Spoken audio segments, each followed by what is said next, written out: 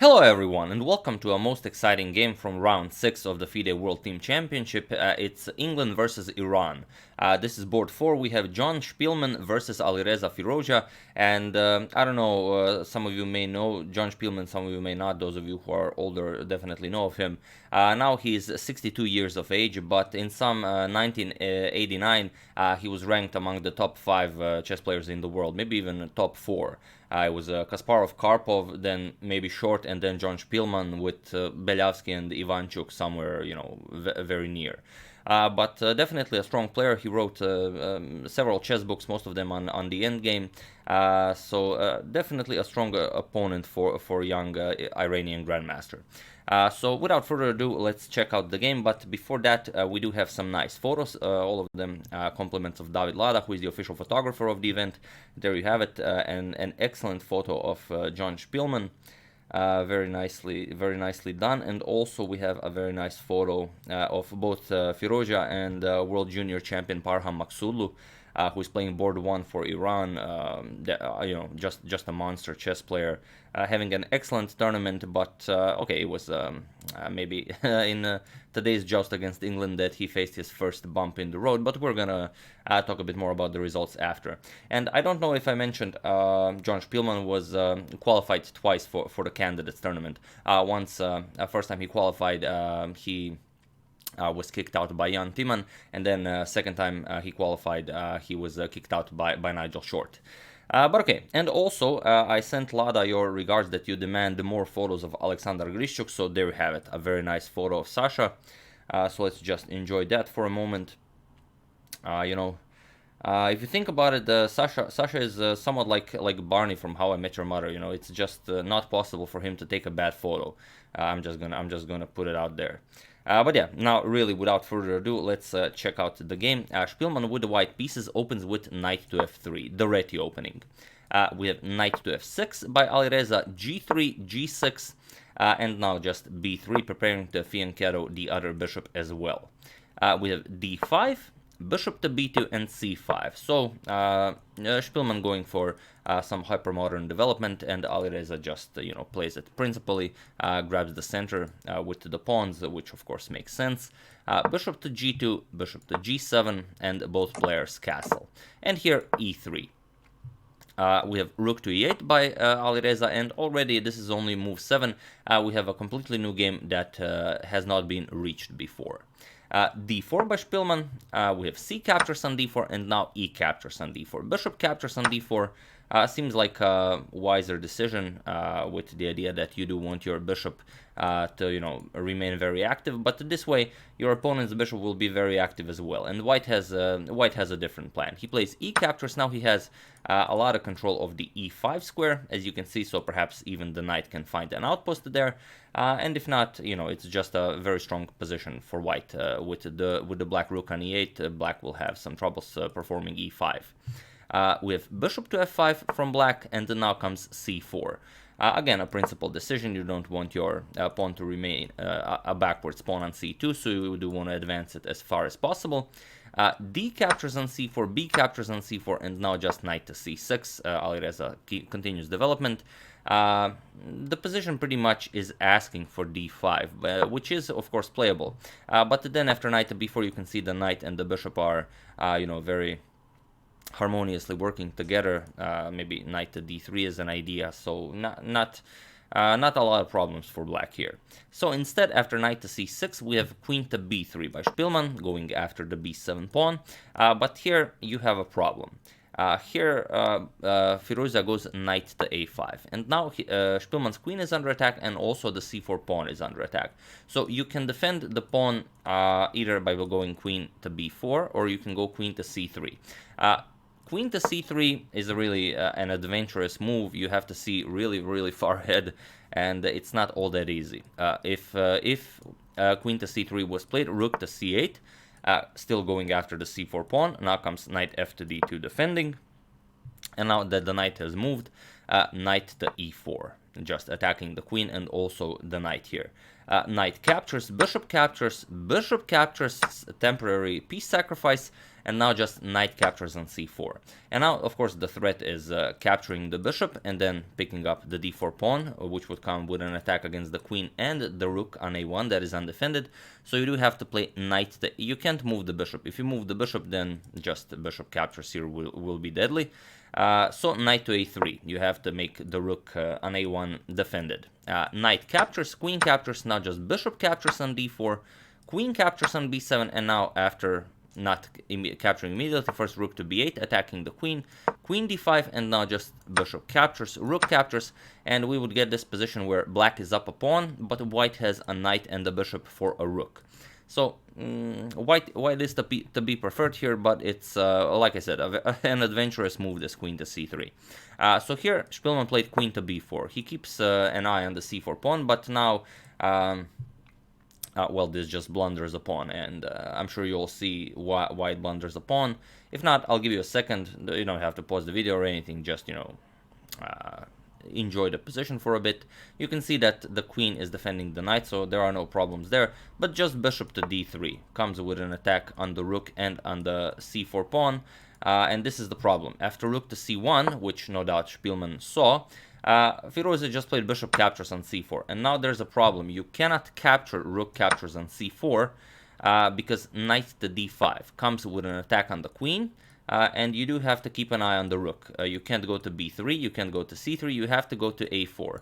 And now, not knight to b6, because then you block the defense of your knight, but first b5. This is the problem white will face if this was played. Queen captures, now rook to b8. Notice that the bishop on b2 is also, you know, feeling the pressure. Queen a4, and only now knight captures on c4. Queen captures, and now after the bishop is no longer defended, rook captures here, and you get this position where black is just completely winning. Up the exchange, okay, 5 pawns each, but up the exchange would be a winning position for black. So after bishop captures on c4, Speelman saw that it was not possible to grab the bishop.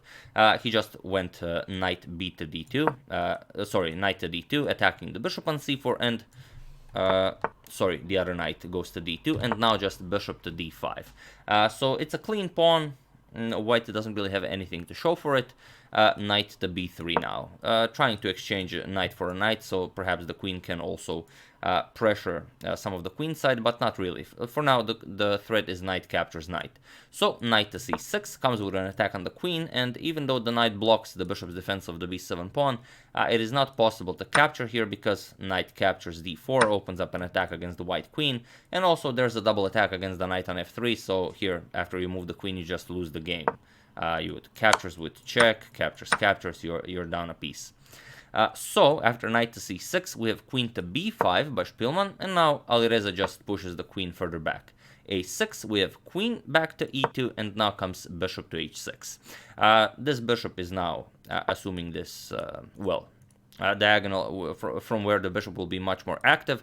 Also, it forces white to waste a move deciding what to do with the rook. We have rook to d1, and now queen to b6, developing the queen, but also preparing e5. So we have knight to c5 by white, and now, well, this even invites e5, because now you will not be able to even capture as the knight on c5 is hanging. We have queen to c2. Now the queen is defending the knight. White is able to capture now, but first black captures. We have pawn captures, knight captures, bishop captures on g2, king captures on g2, and now knight captures on d4. Bishop captures on d4, now aligning the bishop with the queen, but here white faces problems.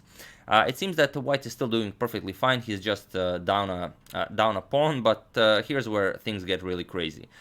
Black uses this well, exposed position of the white king to remaneuver the queen to c6. We have queen to c6 check, which aligns the black queen with the white queen, and notice that the queen on c2 is undefended. So white king has to move. We have king to g1, and now you can't win a piece with b6 immediately, because here white can just capture on f6. After queen captures, you can just move the knight, and everything is fine for white. There's a better plan. After king to g1, here black played knight to e4. first getting the knight out of f6, so bishop captures on f6 is no longer an option, and now the knight is under attack, and there, of course, b6 would be a threat, bishop to f8 is coming, rook to c8 is coming. There are so many ways in which you can attack this knight on c6, and the queen here is still undefended, and of course you cannot go rook to c1 because the bishop still controls the c1 square. But here's where things get really interesting. There is one line that is so amazing that I'm just going to show it, even though it wasn't played. If white goes f4, blocking the bishop and preparing rook to c1, you still can't win anything here with b6 because of queen to a4. Notice that the black queen is undefended as well. So here you can't capture the knight because queen captures queen. So here you would have to go b5, and after the queen moves back, now you go bishop to f8, again attacking the pinned piece, or in this case pinning the attacked piece.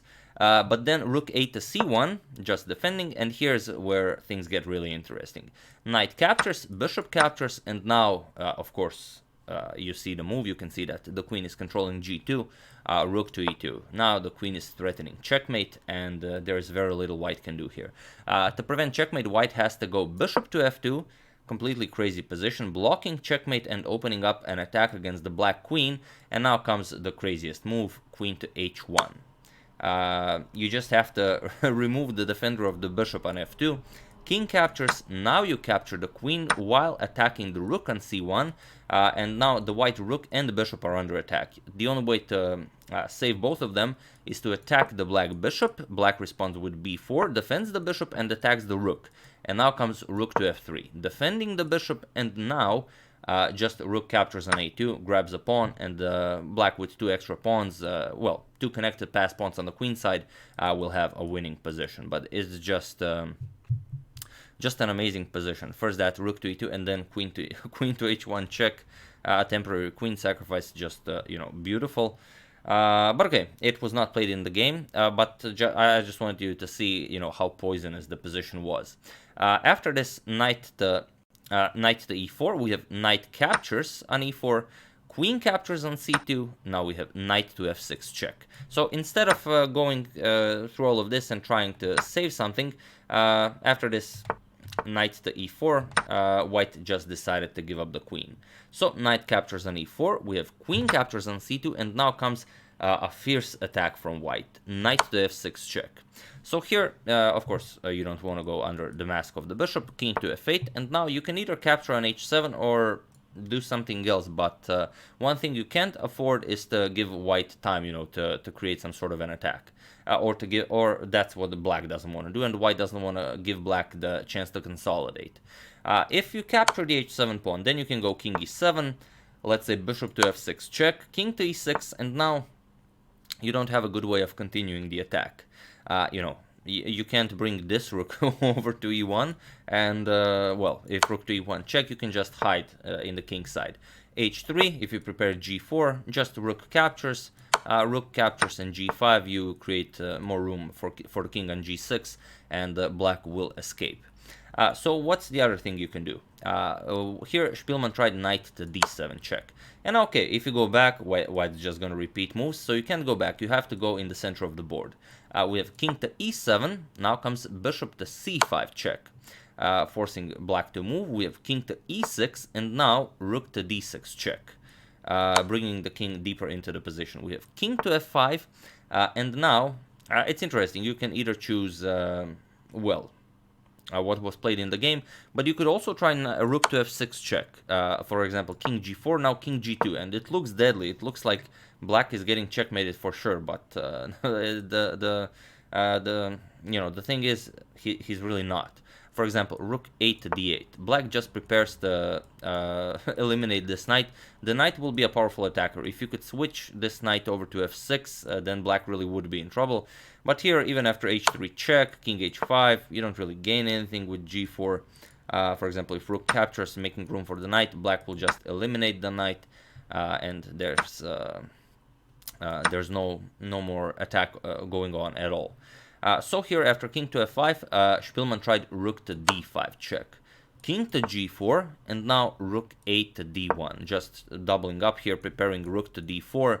But I mean, it would be nice if this would come with check, for example. Let's say black made a silly move, then comes rook check, maybe king h3, and then rook to h4, could end in checkmate. But here the problem is black just played king to h3.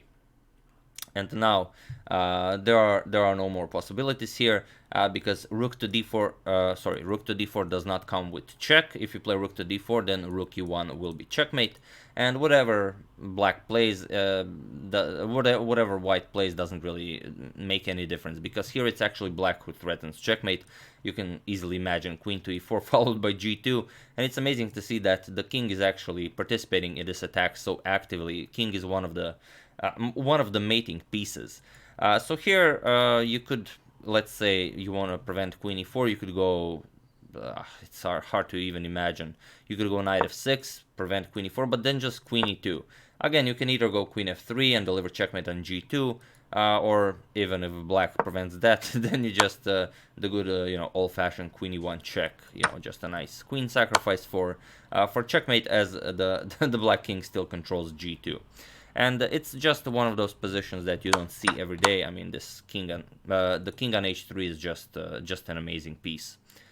So yeah, a wonderful game by young Iranian Grandmaster Alireza Firouzja against 62-year-old English Grandmaster John Speelman. It was a great win for Iran, but unfortunately Iran lost the match 3-1. Everyone else lost. Against England, on board one, Parham Maksulu lost against Michael Adams, which was a pretty important game. But here we do have the standings. So after 6 rounds, it's Russia in first place still from the start with 10 points. India and England tied for 9 in second. We have USA with 8 and China with 6. China drew today against Egypt. As you can see, in 10th place, Egypt with 1 point finally. And it wasn't really, basically Wei Yi completely blundered a better position against Adam Adli, and that was enough for Egypt to draw the game. So as you can see, it's not enough to just have Ding Liren on board one, as even if he does reign supreme, no one can win a game against him, but there are other boards too. Then Iran with 5, in 6th place Kazakhstan with 4, Azerbaijan with 4, Sweden with 4, and of course Egypt with 1, with the draw achieved against China today. But yeah, that's the game. I do hope you enjoyed it. I mean, I definitely have. It's a wonderful game. You have your opponent's king is on h3, the strongest attacking piece in black's camp. Just not an everyday position, and of course I will most likely use this for as the thumbnail. But yeah, I do hope you enjoyed it and that you're enjoying my short coverage of the 2019 World Team Championship. I would like to thank High Deep, David Lander, Jan Sadetsky, Miles Brown, and David Marcus for a contribution to my channel. Thank you a lot, I really appreciate it. As usual, you can check 2 of my previous videos here. Thank you all for watching, and I will see you soon, hopefully with some more interesting content. We will be, of course, continuing the Capablanca saga. I will most likely be uploading the subscribers video in a day or 2, maybe 3. Should have gone out earlier, but it's better not to rush these things. And as usual, checking up on your suggestions. So yeah, that's it. Thank you all, and I will see you soon.